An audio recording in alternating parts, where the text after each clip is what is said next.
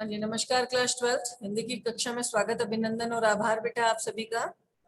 आज हम अपनी आरोह की पाठ्य पुस्तक के पद्यांश भाग के कविता काव्य लेखक हैं आलोक धनवा जी। उनके द्वारा लिखी गई बहुत विस्तृत कविता पतंग के तीसरे हिस्से के अंश को पढ़ने जा रही है। ध्यान दीजिएगा मेरी बात की तरफ। पतंग कविता उनकी बहुत विस्तृत और बड़ी कविता है और इसी कविता का एक तृतीय भाग जो है, तीसरा हिस्सा जो है, जो इसका तीसरा प्रमुख अंग जो थे है उसी को हम अध्ययन करने जा रहे हैं। अब पतंग एक सामान्य से विषय लगता है, लेकिन आलोक धनवा जो हिंदी के महान साहित्यकारों के रूप में प्रतिष्ठित हुए हैं, उनका काव्य लेखन का यही एक विशेष हिस्सा रहा है, विशेषता रही है, गुण रहा है कि उन्होंने अपने काव्य लेखन के लिए जिन विषयों का चयन किया वो बड़े ही साधारण थे। वो मानवीय जीवन से जुड़े हुए थे और मानवीय जीवन में कहीं ना कहीं उनका प्रयोग होता रहा है। ऐसी कुछ वस्तुओं पर, विषयों पर इन्होंने अपना काव्य लेखन कार्य किया है। तो बढ़ते हैं सबसे पहले आलोक धनवा जी के जीवन परिचय की ओर। यदि इनके जीवन परिचय की बात करी जाए तो हम कह सकते हैं कि इन्होंने अन्य काव्य रचनाकारों की तरह खूब संख्या में, यानी ज्यादा से ज्यादा काव्य लेखन नहीं किया, गिना चुना काव्य लेखन किया। एक ही महत्वपूर्ण काव्य संग्रह इनका प्रकाशित हुआ और उसी काव्य संग्रह में इनकी समस्त कविताओं का संकलन किया गया। तो वो काव्य संग्रह कौन सा था? वो एकमात्र काव्य संग्रह जिसका नाम दिया गया है दुनिया रोज बनती है। इन विषयों पर आप सभी का ध्यान एकाग्र होना बहुत जरूरी है कि आलोक धनवा जी का लिखा गया एकमात्र काव्य संग्रह का क्या शीर्षक है, क्या नाम है? वो है दुनिया रोज बनती है और इसी के अंदर उनकी बाकी कविताओं का संकलन किया गया है। उनकी एक कविता, जिस कविता का शीर्षक है जनता का आदमी, ये उनकी पहली कविता थी और 1972 में वाम पत्रिका में, ध्यान दीजिएगा आपकी पाठ्य पुस्तक में नहीं लिखा गया है, 1972 में वाम पत्रिका में उनकी एक और काव्य रचना प्रकाशित हुई जिसका शीर्षक था भागी हुई लड़कियां। और इनकी एक और कविता जिसका शीर्षक था कपड़े के जूते, इसके ऊपर इन्हें वास्तव में काव्य रचनाकार होने के नाते पुरस्कार से भी सम्मानित किया गया। इनकी लेखनी की खासियत क्या है? लेखनी की खासियत के विषय में हम कहेंगे कि इन्होंने शुद्ध खड़ी बोली हिंदी में अपनी काव्य रचना की है और इनकी शैली जो है बड़ी सरल और सहज है, जो आसानी से समझ आने वाली है। इनका जो काव्य है वो प्रकाशन में मुख्य रूप से 1972 में आया, जो वाम पत्रिका में इनकी काव्य रचना प्रकाशित हुई थी, और उसके बाद 1998 में, ध्यान दीजिएगा, 1998 में इनका एकमात्र काव्य संग्रह वहां प्रकाशित हुआ जिसका शीर्षक था दुनिया रोज बनती है और अन्य छोटी छोटी काव्य रचनाओं को उसी के अंदर शामिल कर दिया गया। ठीक है, तो चलिए बढ़ते हैं आलोक धनवा जी की ओर, जहां जहां मैं इनके जीवन परिचय से संबंधित कुछ विशेष पक्षों को और विशेष बातों को उजागर करती जाऊं अपनी पेंसिल के द्वारा। आप अपनी पुस्तक के अंदर इसको लिखते चले जाएं। जन्म हुआ इनका 2 जुलाई 1948 को बिहार के मुंगेर क्षेत्र के किसी गांव में। ठीक है, जिस गांव में ये पैदा हुए थे वो प्राकृतिक दृष्टि से, प्राकृतिक रूप से बहुत ही सुंदर था और इसी कारण प्राकृतिक परिवेश जो है उनकी काव्य रचनाओं का भी एक विशेष हिस्सा रहा है, जिनमें अलग अलग ऋतुओं के विषय में और ऋतुओं में आने वाले परिवर्तन, प्राकृतिक परिवर्तनों के विषय में उन्होंने स्पष्ट रूप से बयान किया है। तो देखिए इनकी रचनाएं कौन सी रही। इनकी सबसे पहली कविता थी जनता का आदमी और 1972 में वाम पत्रिका में इनकी एक और कविता प्रकाशित हुई थी जिसका शीर्षक था भागी हुई लड़कियां। ब्रूनो की बेटियां से इन्होंने सबसे ज्यादा प्रसिद्धि प्राप्त की और इनका एकमात्र काव्य संग्रह था जिसका शीर्षक रखा गया दुनिया रोज बनती है। अपने इसी काव्य लेखन कार्य के कारण इनको कई सम्मानों से भी सम्मानित किया गया। ये सम्मान है पहल सम्मान, राहुल सम्मान, बिहार राष्ट्रभाषा परिषद का साहित्य सम्मान, बनारसी प्रसाद भोजपुरी सम्मान। इनकी एक पंक्ति है, पंक्ति में ये क्या बयान करते हैं कि जहां नदियां समुद्र से मिलती है वहां मेरा क्या है, जहां नदियां समुद्र से मिलती है वहां मेरा क्या है, मैं नहीं जानता लेकिन एक दिन जाना है उधर। यानी इन्होंने इन कम शब्दों के अंदर वो महत्वपूर्ण बात जो है हमारे सामने परिलक्षित कर दी कि वास्तव में प्राकृतिक परिवेश में ही व्यक्ति का जो जीवन है वो बहुत सुलभ बनता है। और ये प्राकृतिक परिवेश है व्यक्ति के भीतर एक जिजीविषा यानी जीवित रहने की इच्छा, उसकी जिज्ञासा, उसके लालायित बने रहने की प्रवृत्ति को बनाए रखती है। अगर इस प्रकृति के साथ खिलवाड़ किया जाएगा तो व्यक्ति की जिजीविषा अपने आप ही समाप्त होने लग जाएगी। 7वें-8वें दशक में यानी 1970 और 80 के दशक में आलोक धनवा जी ने बहुत छोटी अवस्था में कुछ गिनी चुनी कविताओं से बहुत ज्यादा पॉपुलैरिटी यानी लोकप्रियता हासिल कर ली थी। 1972-73 में इनकी आरंभिक कविताएं जो हैं वो काव्य प्रेमियों को जबानी याद रहने लगी। आलोचकों का तो ये भी मानना है कि उनकी कविताओं में हिंदी कवियों और कविताओं को इतना प्रभावित किया, इसका मूल्यांकन ठीक से करना नहीं हो पाया है। इतनी ख्याति होने के बावजूद भी या लोगों के द्वारा इनके प्रति रखी गई अपेक्षाओं के दबाव के कारण ही आलोक धनवा ने कभी थोक के भाव में कवि लेखन नहीं किया था। गिनी चुनी ही कविताओं की रचना की थी, जिसमें 1972 में लेखन कार्य शुरू करने के बाद इनका पहला और अभी तक का एकमात्र काव्य संग्रह प्रकाशित हुआ, जिसका शीर्षक रखा गया, क्या शीर्षक था?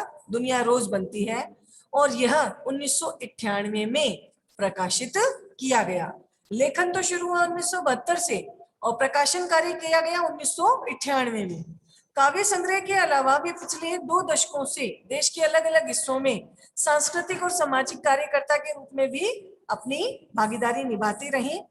और इन्होंने जमशेदपुर में अलग अलग अध्ययन मंडलियों का संचालन किया और वहां रंग कर्म, आपको पता है स्टेज शो वगैरह किए जाते हैं, नौटंकी वगैरह की जाती है, या लिटरेचर वर्क पर भी इन्होंने कई राष्ट्रीय संस्थानों और विश्वविद्यालयों में व्याख्याता के रूप में अपनी भागीदारी निभाई।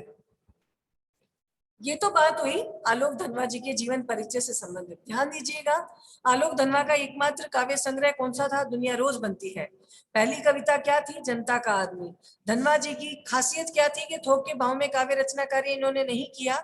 इनके प्रति अपेक्षाओं के बावजूद भी इन्होंने जो कार्य किया था वो गिना चुना ही था, और इसी कारण उनका जीवन का एकमात्र काव्य संग्रह प्रकाशित हुआ, जिसका शीर्षक था दुनिया रोज बनती है। हमारे पाठ्यक्रम में शामिल की गई कविता का शीर्षक है पतंग। पतंग सामान्य सा विषय है। पतंग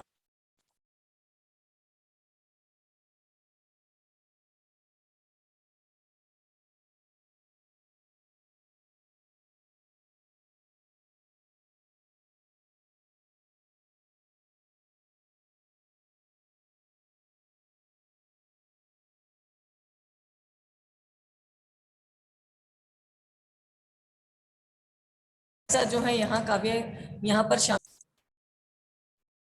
प्रस्तुत कविता है पतंग। पतंग इनके द्वारा लिखी गई सबसे लंबी कविता है, सबसे विस्तृत कविता है। उसी का तीसरा हिस्सा जो है हमारे पाठ्यक्रम में शामिल किया गया है, जिसके द्वारा इन्होंने एक बाल मन की इच्छाओं का और उनके उत्साह का बहुत सुंदर चित्रण किया है।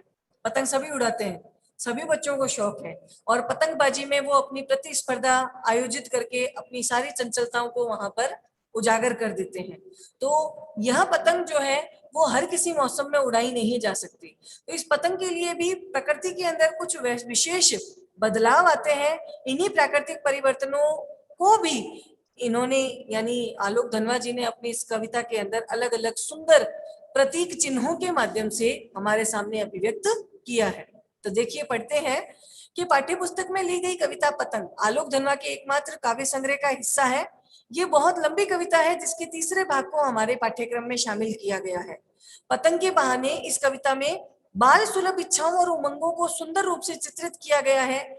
बाल क्रियाकलापों और प्रकृति में आए परिवर्तनों को अभिव्यक्त करने के लिए सुंदर सुंदर बिंबों, अब यहाँ सुंदर बिंब का अर्थ है अलग अलग प्रतीक चिन्ह, संकेत चिन्ह का प्रयोग किया गया है। आपको पता है कि पुराने कवि जब भी कविताएं लिखते थे तो ध्यान दीजिएगा कि मान लो किसी कवि ने कविता लिखी और उस कविता में किसी सुंदर नायिका का चित्रण किया गया है और उन्होंने नीले रंग की साड़ी पहन रखी है और कहा गया है कि मेघमय आसमान से उतर रही संध्या सुंदरी धीरे धीरे। क्या इमेजिनेशन थी, क्या कल्पना थी। मेघमय आसमान यानी बादलों से भरा हुआ आसमान, से उतर रही है, यानी से नीचे की तरफ आ रही है। कौन? संध्या रूपी सुंदरी, यानी शाम के समय को भी उन्होंने एक सुंदरी का एक जो अलंकार है वो उसके ऊपर आरोपित कर दिया। ऐसा लग रहा है कि शाम नहीं हो रही बल्कि एक शाम के रूप में, जो दिन में एक बदलाव आता है, जैसे जैसे दिन जो है ढलता है, एक पड़ाव ऐसा आता है कि हल्का हल्का अंधेरा छाने लगता है। वो गोधूली वेला जो होती है उसे संध्या का नाम दिया गया है। और संध्या जब अवतरित होने लगती है तो ऐसा लगता है मानो कोई श्यामल रंग की सुंदरी जो है आसमान से धीरे धीरे नीचे की ओर आ रही है, धरती की ओर आ रही है। या फिर जीने पट में झिलमिली कालिंदी सी देह, ध्यान से सुनिएगा, जीने पट में झिलमिली कालिंदी सी देह। कालिंदी का अर्थ है यमुना नदी, यमुना का अर्थ है श्यामल रंग की, ठीक है। सी देह, श्यामल रंग का शरीर। कैसे? जीने पट में झिलमिला, यानी हल्के हल्के जीना श्यामल रंग का वातावरण था और उसी वातावरण में श्यामल जो शरीर है उसकी एक आभा हमें चमकती सी दिखाई देती है, यानी शाम के समय का अवतरण हो रहा है। कुछ ऐसे ही प्राकृतिक परिवर्तनों पर कवियों ने अलग अलग प्रतीक चिन्हों का प्रयोग किया है। लेकिन यहाँ पर आलोक धनवा जी ने जो सुंदर बिंब या सुंदर प्रतीक चिन्ह काम में लिए हैं बड़े साधारण है। अब वे कैसे हैं? जैसे इसमें दिया गया है कि शरद ऋतु का प्रभात काल, शरद ऋतु में होने वाला सवेरा। जब भी सर्दी के ऋतु में सूर्य उदित होता है तो सूर्य जो है अभी ग्रीष्म ऋतु की तरह चमचमाती गर्मी लिए हुए उदित नहीं होता, बल्कि संतरी रंग का, केसरिया रंग का, लाल रंग का एक सुंदर प्रकाश जो है चारों तरफ वातावरण में फैलाता है और उसमें से पीले रंग का जो सूर्य है वो उदित होते हुए ऐसा प्रतीत होने लगता है कि मानो श्याम रंग की उस आभा को या उस वस्त्र को चीर करके एक केसरिया सा जो फूल है वो धीरे धीरे वहां पल्लवित हो रहा है और खिल रहा है। कुछ ऐसे ही सुंदर प्रतीकों का और बिंबों का प्रयोग कवि ने इस कविता में भी किया है। पतंग बच्चों की उमंगों का, उनके रंग बिरंगों सपनों का एक हिस्सा है।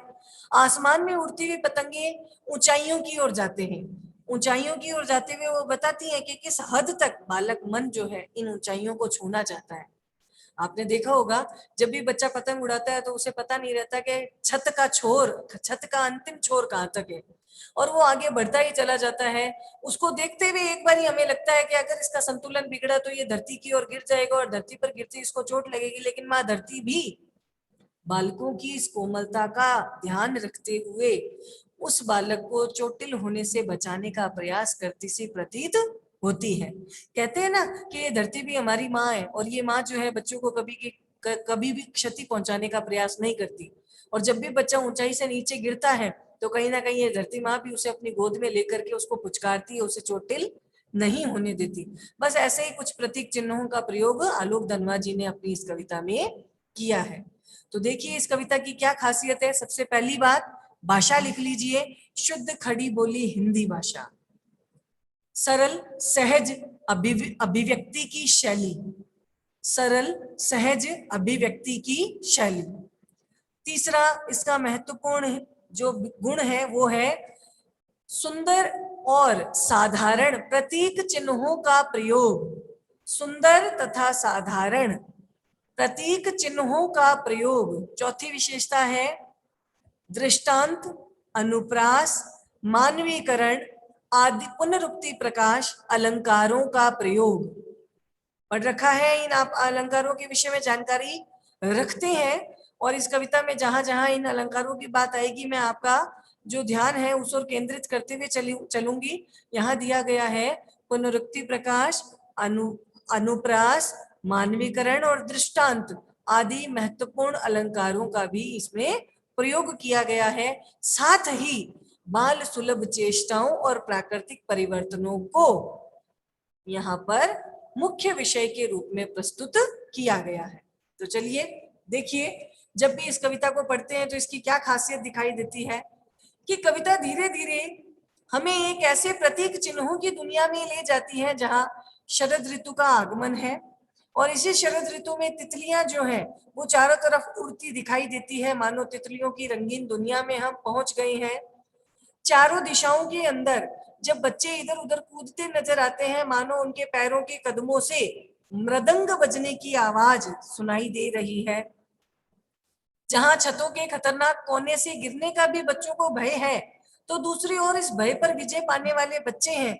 उनको पता है कि वो गिर गिर कर संभलते हैं और धरती का हर एक कोना खुद ब खुद उसकी इस काम में मदद करता है, अर्थात उसको बचाने के लिए, क्षतिग्रस्त या चोटिल न होने के लिए अपना प्रयास रखता है। वे हर बार नई नई पतंगों को सबसे ऊंचे उड़ाने का हौसला अपने भीतर भरते हैं और फिर से भाद्रपद यानी भादवे में मौसम में परिवर्तन आता है, बारिशों का मौसम शुरू हो जाता है और फिर से धीरे धीरे बारिशें शुरू होकर के शरद ऋतु का आगमन होता है। बच्चे सर्दियों की इसी ऋतु की प्रतीक्षा में रहते हैं और मानते हैं कि शरद ऋतु का जैसे ही आगमन होगा, गंभीर गर्मी खत्म हो जाएगी और पतंग उड़ाने का एक अच्छा माहौल हमें मिल जाएगा। तो कवि हमसे प्रश्न करता है, क्या आप भी हैं उनके साथ? तो चलिए बढ़ते हैं अपनी इसी कविता की ओर, जिसका शीर्षक दिया गया है पतंग।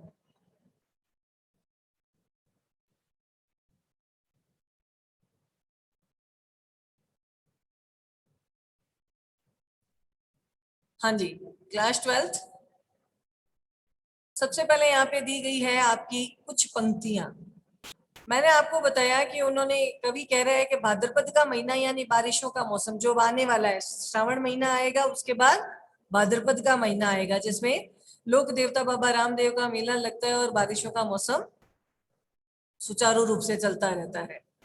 लेकिन जैसे जैसे भाद्रपद का ये महीना समाप्त होने लगता है, वैसे वैसे आषाढ़, चैत्र, वैशाख, श्रावण, भाद्रपद, है ना, भाद्रपद के बाद जैसे जैसे ये चौमासा खत्म होता है, वातावरण में नमी और ठंडक का एहसास बढ़ने लगता है और धीरे धीरे शरद ऋतु का आगमन शुरू हो जाता है।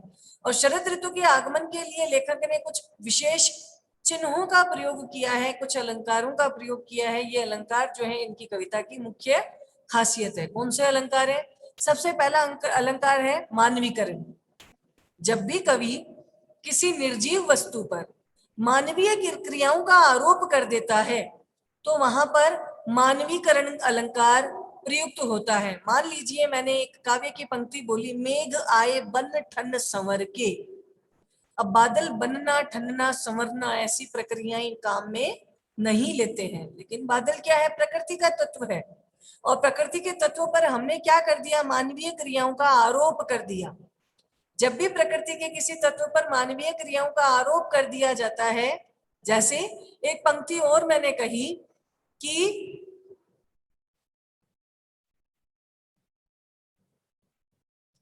गिरी का गौरव गाकर झरझर, मद में नस नस उत्तेजित कर, झर मोतियों की लड़ियों से सुंदर सुंदर झरते हैं झाग भरे निर्झर। गिरी का गौरव गाकर झरझर। अब झरने जो है पहाड़ों की महिमा का गुणगान गा रही हैं। पहाड़ तो गाने से रहा, क्यों? पहाड़ निर्जीव है, प्रकृति का तत्व है, लेकिन प्रकृति के तत्व पर गाना जो मानवीय क्रिया है उसका आरोप कर दिया गया। तो यहाँ पर उस प्राकृतिक वातावरण का हमने क्या कर दिया? मानवीकरण कर दिया। ठीक है। मेखलाकार पर्वत अपार, अपने सहस्त्र दृग सुमन फाड़, अवलोक रहा है बार बार। मतलब पहाड़ देखने की क्रिया कर रहे हैं, जबकि देखने की क्रिया सजीव प्राणियों द्वारा की जाती है। जब किसी निर्जीव तत्व पर सजीव प्राणियों की क्रियाओं का आरोप कर दिया जाता है तो वहां कौन सा अलंकार आता है? मानवीकरण। अनुप्रास अलंकार, जब किसी काव्य की पंक्ति में एक ही वर्ण बार बार प्रयुक्त किया जाता है, जैसे मैंने पंक्ति बोली, तरणी तनुजा तट तमाल तरवर बहुछाय, या भगवान भक्तों की भयंकर बुरी भीति बखाइए, या रघुपति राघव राजा राम। जब भी किसी काव्य की पंक्ति में एक वर्ण बार बार प्रयुक्त किया जाए तो वहां अनुप्रास अलंकार का प्रयोग किया जाता है। तो अनुप्रास हो चुका, मानवीकरण हो चुका। पुनरुक्ति प्रकाश के विषय में मैंने आपको पूर्व की कक्षाओं में भी जानकारी दी थी कि जब एक ही जैसा शब्द दोबारा प्रयुक्त किया जाए, उठ उठ के, गा गा कर, झर झर कर, तो एक ही शब्द बार बार प्रयुक्त किया जाता है तो वहां पर जो अलंकार प्रयुक्त होता है उसे कहते हैं पुनरुक्ति प्रकाश। और दृष्टांत का अर्थ होता है उदाहरण के साथ अपनी बात को साबित करना। मान लीजिए यहां दिया गया कि बिगड़ी बात बने नहीं, लाख करो किन कोई, रहीमन फाटे दूध का मथे न माखन होय। कि भाई बिगड़ी हुई बात चाहे कितनी भी कोशिशें कर लो वापस से सुधर नहीं सकती। कैसे? इसके लिए रहीमदास जी ने उदाहरण दिया कि अगर दूध फट जाए तो कितना भी उसको मथ लो, उसमें से मक्खन नहीं निकाला जा सकता।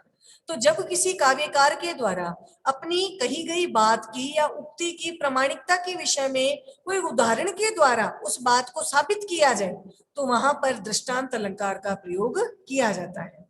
तो चारों अलंकारों की मैंने यहाँ जानकारी दे दी। अनुप्रास यानी वर्ण की आवृत्ति होती है। मानवीकरण, निर्जीव तत्वों पर सजीव प्राणियों की क्रियाओं का आरोप किया जाता है। पुनरुक्ति प्रकाश, एक ही शब्द एक से अधिक बार काम में लिया जाता है। और दृष्टांत, जब कोई काव्यकार अपनी रचना में कही गई बात की पुष्टि के लिए प्रामाणिकता साबित करने के लिए उदाहरण प्रस्तुत करता है। किस तरह से इस कविता में भी इन समस्त उदाहरणों का, बहुत अलंकारों का बहुत सुंदर प्रयोग किया गया है, तो हम अपनी इस कविता के माध्यम से इस आगे की जानकारी को प्राप्त करेंगे। तो आज की कक्षा में हमने आलोक धनवा जी के जीवन परिचय का अध्ययन किया और हम अब अपनी अगली कक्षा में उनके द्वारा लिखी गई इस पतंग काव्य रचना के तृतीय अंश को पढ़ेंगे। आज की कक्षा में इतना पर्याप्त है बेटा, मिलते हैं अगली क्लास।